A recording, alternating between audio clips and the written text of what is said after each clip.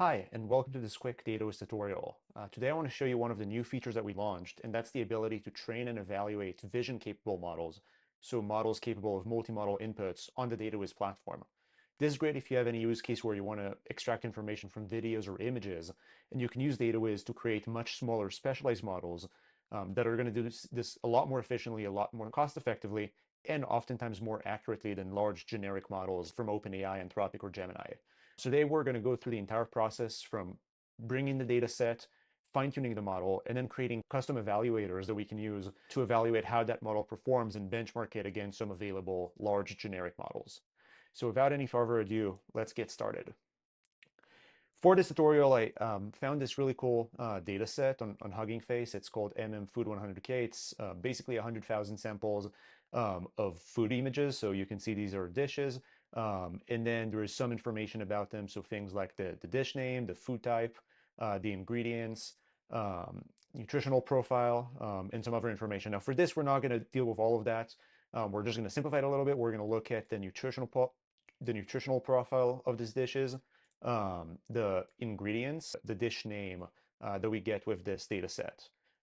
So there's going to be a couple of things that we'll do, but first of all, let's go and actually write a prompt that prompts an LLM to take this row of data, so take the image and give us back the dish name, the ingredients, and then the nutritional profile of this dish. So to do this, I'm going to go over to Datawizz. Now, this is an empty project that I just set up before this video, so there isn't going to be much here.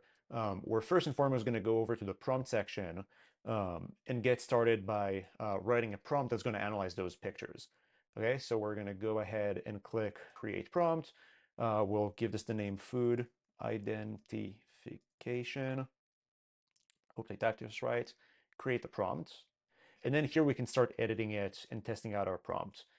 So for here, there's going to be one big kind of system message instructing the model what to do. And I'm going to go ahead and I have this ready here, so I'm just going to go ahead and copy that in. But as you can see, this is not a super complex prompt. All we're asking the model to do is we tell it you're a food analyst, and we want you to identify some information about those dishes and return back a JSON object that looks like this. So we're going to have this option here.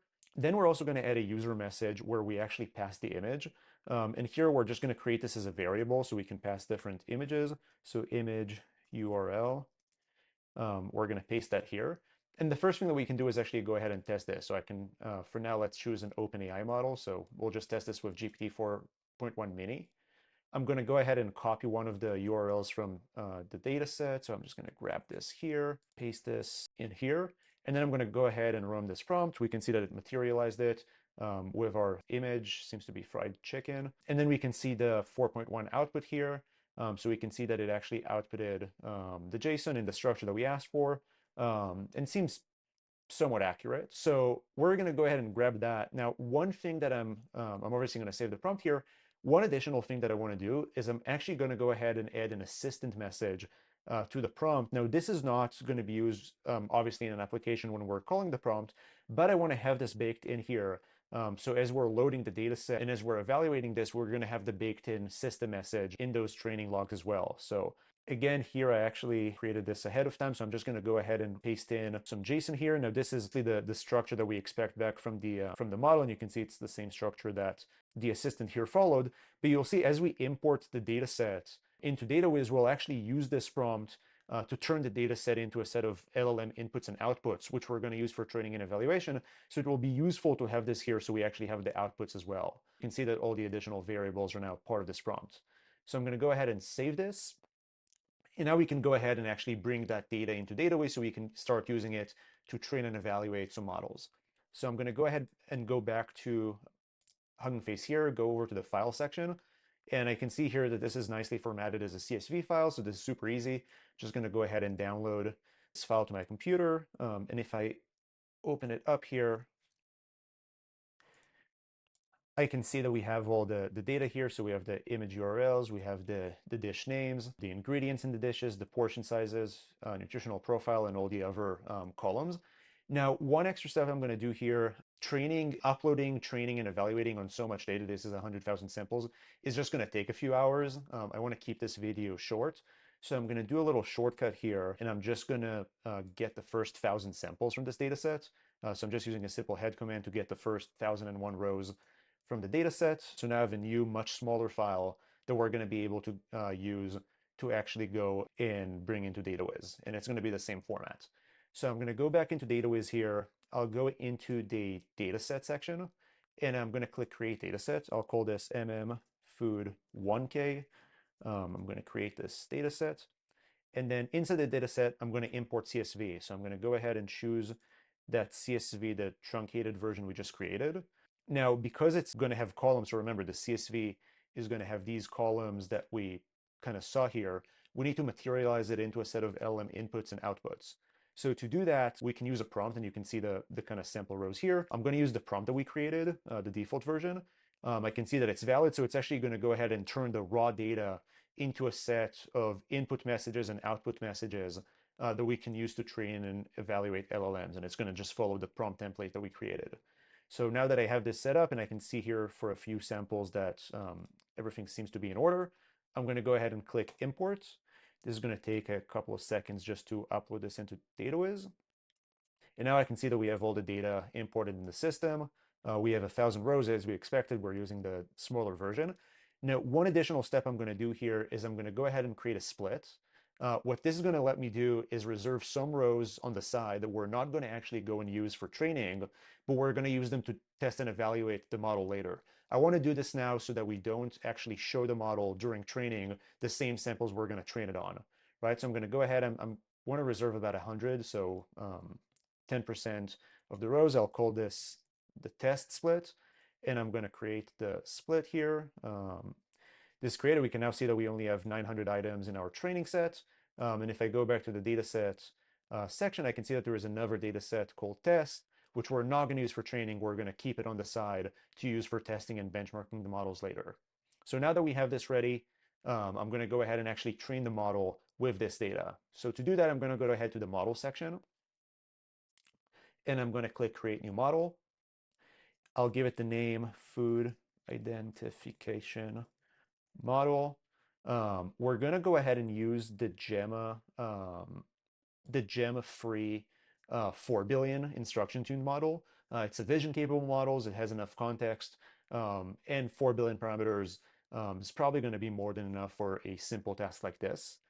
So this is the model we're going to first experiment with. Obviously, in a real scenario, you might want to try training a few models and seeing how they compare. Now that we have this model selection, I'm going to go ahead to the dataset section. I'm going to choose our training set. So remember, this is the full one with the 900 samples. We're not going to use the test data set. We're going to make sure that the model doesn't see this in training, so evaluation is going to be fair. We're going to leave most of the configurations on the defaults. One thing that I'm going to do here is I'm going to shorten the number of epochs. We're going to put this just at 5. This may or may not be the right setting. We usually recommend experimenting a little bit and using early stopping. The reason I'm doing this here is, again, just for the sake of the tutorial to keep this going quickly.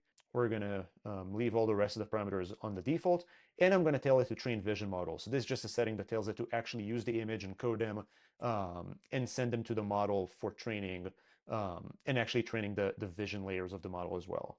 So now that we have all these settings selected, I'm going to click Start Training.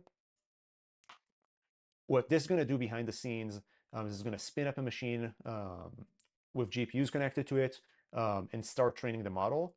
This is obviously a process that takes a little while. So I'm going to go ahead and pause the video while the training process is actually running here. We can see that it started. I'm going to give it a few minutes to run and then resume the video so we can go and see how it did. Cool. So now we can see that we're back here. The model is actually finished training. We can open the charts to actually look at things like the training and evaluation loss over time. We can see that obviously the training loss kept increasing towards the end here.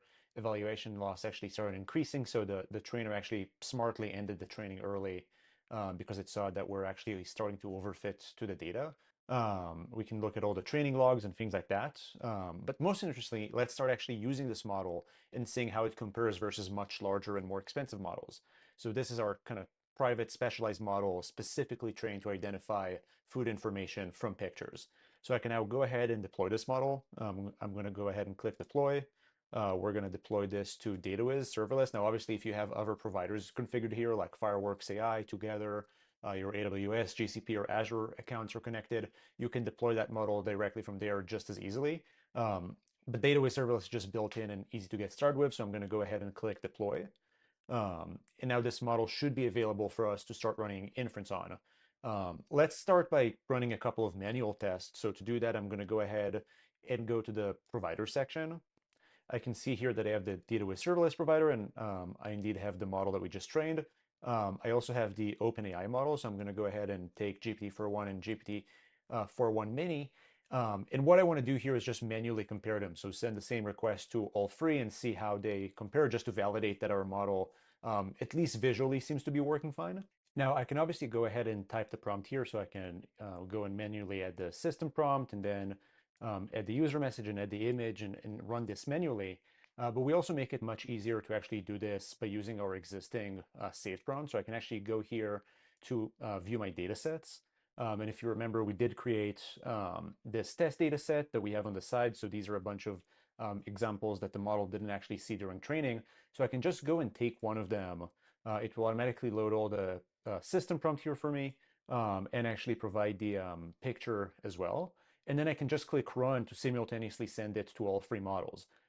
We can actually see that the new smaller model is a little bit faster, and we can see that across all of them, the data structure seems to be correct. And we can go and manually try this with a couple of others. Now, this is going to be first and foremost a great way just to visually see the performance of the different models with different samples, and just to do what we call vibe checking, or try to get a manual sense of how these models are performing, both in terms of quality and speed. You can see some of the stats up here.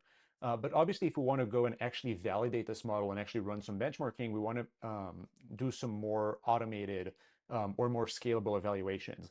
And luckily, Datawizz enables that with the evaluation section. Now, just before we head there, I'm going to do one more thing. I'm going to go back to my provider section. And then I'm also going to deploy to Datawizz serverless the base version of the model. So if you remember, we use Gemma free 4 billion. I'm just going to go ahead and also deploy the base version of it. So Google Gemma free 4 billion instruction tuned. I'm going to edit here. And this will just be fun, so we can, when we actually run the evaluation, we can also compare it against the basic unfine-tuned version to make sure that our fine-tuning actually improved the results and it's not just a strong model to begin with. So now that we have all the models ready, we can go to the evaluation section and actually start building out the evaluation. Now, when building out the evaluation, what we're basically doing is taking a set of models and then a set of evaluators. So these are functions either written as code or as LLM prompts that go and evaluate the base model that we've created.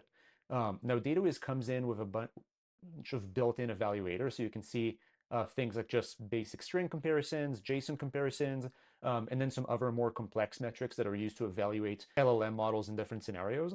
But the really cool thing, especially for use cases like these, where we're expecting very specific data to be extracted, is that we can actually go ahead and create our own evaluators. Now, if you remember, and I'll just open this in a new tab here, in our data set, we actually have the assistant generate a JSON that has four keys in it: the dish name, the ingredient list, the nutritional profile, and the portion sizes. Now, for each one of those, we're going to want to evaluate them a little bit differently. So for dish name, we just want to make sure that it's a similar enough dish name. The casing might be different, and we might be fine with that, but we want to make sure that they substantially mean the same thing. With the ingredients, we want to actually compare the lists. And here we might want to use a set of metrics like recall, precision, F1 scores, and other scores that can actually compare two lists and see how good is the overlap between the two lists, the actual one, and then what the LLM predicts. And then for the nutritional profile, we might want to just check the error rate. So, fat in grams, the actual data is 15 grams. Did the model predict 16, 17, or 30? Because those are obviously very different, and rank the models based on that. And this is where it's actually Datawizz makes it really easy to create those evaluator functions so we can test the actual output of the model. So if I go back to the evaluators here, I can click create new evaluator. Let's start by checking the dish name. So I'll call this dish name evaluator. And we could obviously write a bunch of Python code to try and make sure that do some fuzzy matching between the predicted name and the actual name, and see if they're similar enough. But this might be actually easier to just write as an LLM prompt. So I'm just going to use LLM, and here we just can create an LLM as judge prompt that we can send to this model. So I'm going to click create. And we can see some baseline, very simple prompt here. But we've actually written a slightly more complex prompt. So I'm going to just go ahead and paste it here. You can see that we are telling the LLM it's going to receive JSON objects with a dish name key. I only want the judge to look at that dish name, and I want to see whether they reference the same dish. And I'm telling here it could have different spelling, casing, or some other differences. So we're going to go ahead and save this prompt here. Before we use it, we can just try it out. So I'm going to go and copy this one here. So we're going to put this in the reference output and in the test output. Now, obviously, because the dish name here is identical, we expect the result to be the perfect score. I can choose the judge. Let's actually use Anthropic as the judge for this one. Just because we're going to benchmark OpenAI models, we shouldn't use them as the judge as well. So I'm going to go ahead and click run. And we can see here that it actually gave it a score of 1, and it says the interrupt is identical to the reference output, the exact same dish name, ingredient, nutritional profile. So it actually looked a little bit beyond. Just to stress this, and this makes sense because we gave it the exact same output. Let's do, call it, let's change this a little bit. So I'll call this stir fried beef. I'll say, I'll change this a little bit more, noodles with beef. So these substantially mean the same thing, but quite different wording. I'm going to go ahead and run this. And it got a 0.9. Gemma correctly identifies the niche name. They're both, and you can see the full explanation. It gave it a 0.9, so pretty good score. It's almost identical. And then just to stress this more, let's in the test output, I'll actually call this chicken stir fry noodles. So I'm going to go ahead and run this, and it gave it a 0.3. So obviously, this is telling these are quite different. They're still in the same realm, but chicken versus beef is different enough. So this LLM as judge prompt seems to be doing pretty well. So we have 1 down, 3 more to go. Next up, let's deal with portion sizes. So I'm going to go ahead and create a new evaluator. And remember, the portion sizes, I'm going to turn this back, are going to give us this kind of key value pairs, where they give key components, the grams in them. Now this is something that we can actually evaluate with code more easily. So I'll call this portion size. We'll use code for this one. And then we've created a basic script here that can evaluate different portion sizes generated. I'll post the actual code as part of this tutorial, but it basically calculates, it parses the portion string and it compares them, and it basically compares the error. So if they're the exact same value, it will be 1. If it's not the exact same value, it will be based on how far the different values is. And then we also have a recall metric here to see if it missed any key ingredients in the dish. So we can save this. Again, go ahead and test it. As the base case, let's actually go ahead and pass the exact same one. So we're passing identical outputs. So this should be a perfect score of 1, and we can see the score is actually perfect. Now, if I go here to our test output, and let's say for the carrots, I turned it from 50 grams to just 20 grams. So it wasn't as accurate. I can see here that the scores actually went down, so the similarity score is lower. And then if I remove the broccoli, for instance, then I can go ahead and run this, and I can see that the recall dropped as well, and the overall score is quite a bit lower. So this seems to be a fine evaluator. So we have our portion size evaluators, and then really quickly, I'm going to head similar logic evaluators for the ingredient list and the nutritional info. And again, I'll post the code for all of these down below. So for the nutritional profile, I'm just going to create this evaluator. Again, we'll write it in code. And I'll just copy some pre-prepared code here. And then we'll do the same lastly for the ingredient list. So I'm just going to go ahead and create this. We'll call this one ingredients list. And then I'm going to go ahead and paste in the code and click save. So now we have our 4 evaluators, and we can actually go in and run the evaluation. So I'll head back to the evaluation section. I'll click create new evaluation. We'll test this, testing new vision model. Here we can select the models that we want to evaluate. So this is where Obviously, we're going to want to evaluate the brand new model that we just trained, but let's also benchmark this against the base untuned version. And then let's also compare this against some OpenAI models. So we're going to use the 4.1 mini. Let's see if we can do better than that in terms of accuracy, and the OpenAI 4.1 full. So this would actually be really cool because that's a much larger model if we can beat that model as well. So we have the four models that we want to compare here. Then I can go to Dataset and I'll choose our test dataset. So again, these are the 100 samples that we didn't use for training. So the model has never seen them before. And then we can go ahead and select the different evaluators that we want to run. And in this case, I'm just going to use the four that we just created. So we're going to check the ingredient list, the nutritional profile, the portion size, and the dish name. So we have all of these set up.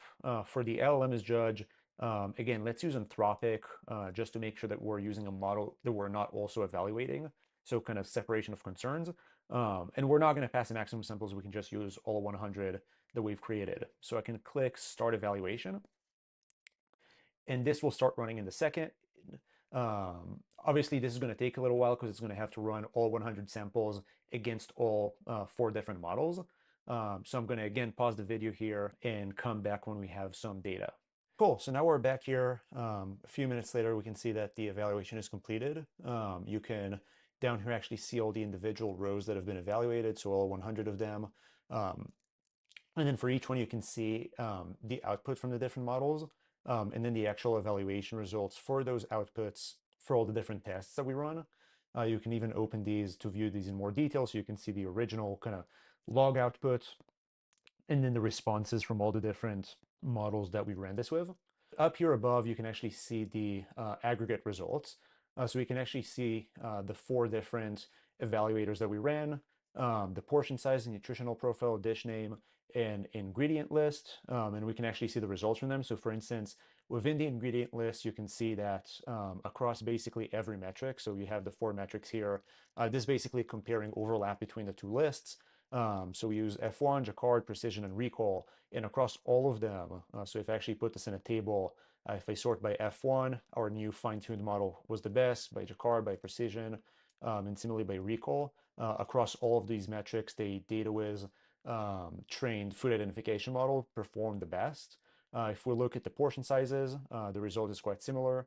Across all of them, we did better than both GPT 4.1 and 4.1 mini. And you can actually see that pretty almost across the board, the untrained Gemma 4 billion was actually the worst in all of them. So we actually made quite a huge improvement within our fine-tuning process. And again, you can see the specific numbers here. Similar story of the nutrition profile. The untrained Gemma 4 billion was the worst across everything.